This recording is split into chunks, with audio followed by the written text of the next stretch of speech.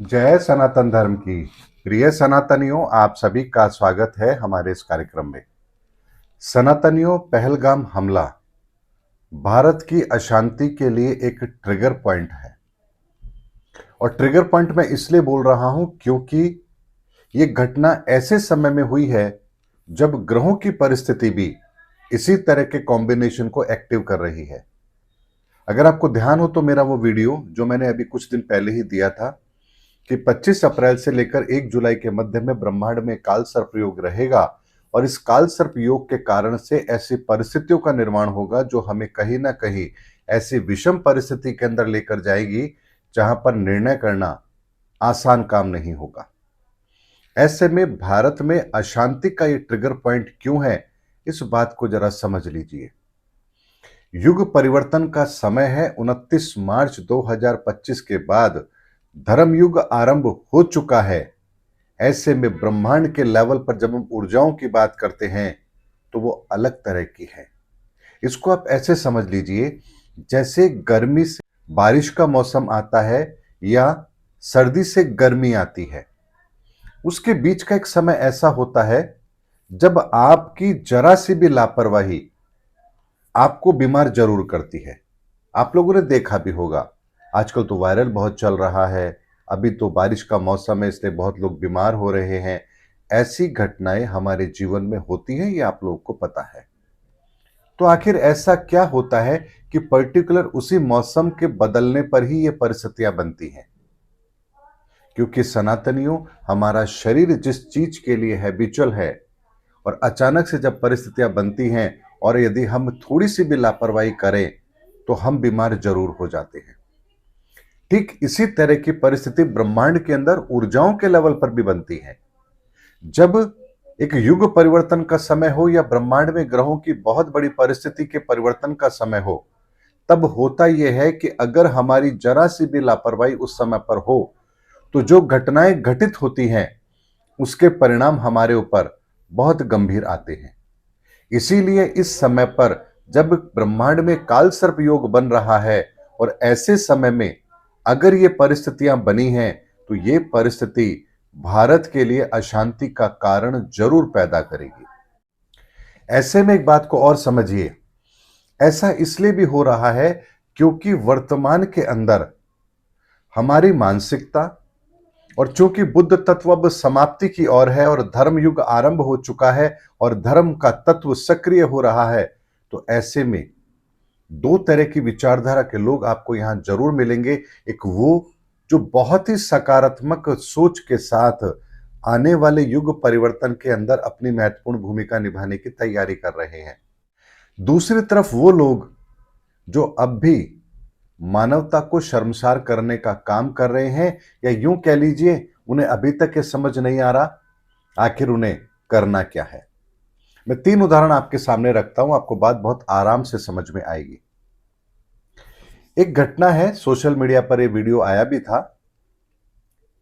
किसी बच्ची को ये रात में स्वप्न आता है कि इस समय पर यदि तुम सुरक्षित रहना चाहते हो या इस धरती का कोई भी व्यक्ति अपना कल्याण चाहता है तो उसे अपने घर में शिवलिंग स्थापित जरूर करना है। अब ये सपना उस बच्चे ने देखा, देख करके अपने मम्मी पापा को बताया कि ऐसा ऐसा मुझे सपना आया और भगवान ने कहा है कि अगर घर में शिवलिंग रखोगे तो तुम्हारी सुरक्षा होगी। अब यहां उन माँ बाप को क्या करना चाहिए था? बाजार से जाके शिवलिंग ला करके रख सकते थे, लेकिन किया क्या? मंदिर में गए और वहां से शिवलिंग चुरा करके ले आए। और जब ये बात लोगों को पता लगी, पुलिस ने पकड़ा, दोनों जेल में चले गए। यानी धर्म के कार्य के लिए भी आपकी मति अब कैसे कैसे आपको विचार दे रही है, जहां आप इस तरह के कार्य कर रहे हैं कि बाजार से शिवलिंग लेकर नहीं आ पाए, जाकर आपने मंदिर से शिवलिंग चुरा लिया। दूसरी घटना को लीजिए। मुझे एक व्यक्ति ने मैसेज भेजा था, कहा कि हमारे यहां पर कुछ लोग हैं जो बहुत अपना प्रभुत्व रखते हैं। तो उन्होंने क्या किया कि उस गांव के अंदर, उस जगह के आसपास एक अच्छा सा मंदिर बनवाया और वहां प्राण प्रतिष्ठा करी मूर्तियों की। तो भगवान शिव, मां पार्वती और भी कई वहां पर मूर्तियों की प्राण प्रतिष्ठा की। अब प्राण प्रतिष्ठा के अगले दिन वो लोग एक प्रक्रिया कर रहे थे, मां पार्वती की मूर्ति को लेकर के, और नगर भ्रमण करा रहे थे। और उस दौरान मूर्ति खंडित हो जाती है। ऐसे में वो लोग क्या करते हैं, चुपचाप मंदिर के अंदर दूसरी मूर्ति लाकर रख देते हैं और किसी को पता नहीं लगता। आप सोचिए कि जिस मंदिर के अंदर भगवान की प्रतिमा की प्राण प्रतिष्ठा का एक विधान है, लोग अब अपने लालच या डर के कारण से, या और कोई भी प्रयोजन हो सकता है, उसके कारण से अब उन कामों को भी करने से पीछे नहीं हट रहे हैं जो उन्हें नहीं करना चाहिए। अगर मूर्ति खंडित हो गई तो दोबारा प्राण प्रतिष्ठा कराई जा सकती थी, दूसरी मूर्ति रख करके भी तो हो सकता था, लेकिन उन्होंने दूसरी मूर्ति तो रखी, लेकिन चुपचाप रख दी ताकि किसी को पता ना लगे। तीसरी घटना आपको बताता हूं। पहलगाम की इस घटना के बाद में कुछ महिलाएं सोशल मीडिया पर एक वीडियो डाल रही हैं, जहां कुछ महिलाएं वहां होटल में हैं और पार्टी कर रही हैं और कहती हैं, ऐसा कुछ भी यहाँ नहीं है, सब कुछ नॉर्मल है और छोटी-मोटी चीज़ें तो होती रहती हैं। इसको लेके हमें ज़्यादा गंभीर नहीं होना चाहिए। यहाँ सब कुछ बढ़िया है, हर तरफ सैलानी है, पार्टी हो रही है। हम तो बहुत एन्जॉय कर रहे हैं। देखिए, हम लोग एन्जॉय कर रहे हैं ना, इस तरह का वीडियो वो लोग सोशल मीडिया पर डाल रहे हैं।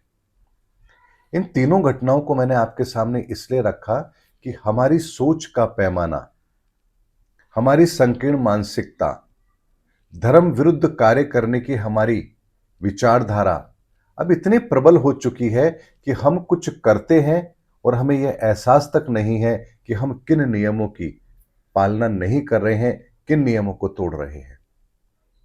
ऐसे में सनातनियों, ये हमारे सामने एक वो दृष्टांत है, वो समाज का आईना है जो भद्दा तो है लेकिन हमारे आंखों के सामने है, जिसे मजबूरी में हमें देखना भी पड़ रहा है। इसीलिए युग परिवर्तन के अंदर पुरानी विचारधाराएं, लोगों की ऐसी मानसिकता, इसका एक ऐसा रूप हमारे सामने जरूर आएगा जहां लोग ये सोचने पर मजबूर जरूर होंगे कि आखिर मानवता और कितना गिरेगी। इसीलिए सनातनियों, पहलगाम का जो हमला है, ये भारत की अशांति के लिए बहुत बड़ा ट्रिगर पॉइंट जरूर होगा, क्योंकि इस घटना के साथ में जो काल सर्प दोष का कॉम्बिनेशन है, वो हम लोगों की सोच को इतना प्रभावित करेगी कि हम यही नहीं समझ पाएंगे कि हम आखिर निर्णय लें तो क्या लें। लोग विरोध की राजनीति करेंगे, लोग समर्थन की राजनीति करेंगे, लोग राजनीतिक फायदे के लिए मुद्दों को लंबा खींचेंगे।